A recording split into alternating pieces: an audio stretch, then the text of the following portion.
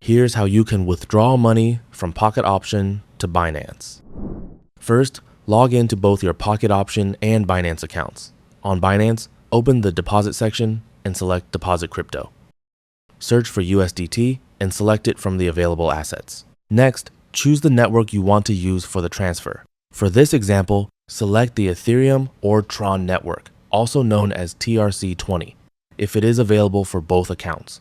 Binance will then display your USDT deposit address. Copy this address carefully. Now open Pocket Option and go to the Finance section. Select Withdrawal and choose cryptocurrency as your withdrawal method. Select USDT as the cryptocurrency and enter the amount you want to withdraw. Paste the Binance deposit address into the withdrawal address field. Before confirming the transaction, make sure the network selected in Pocket Option exactly matches the network you selected on Binance. Once everything is correct, confirm the withdrawal and complete any security verification that is requested. That's all for this video. Thanks.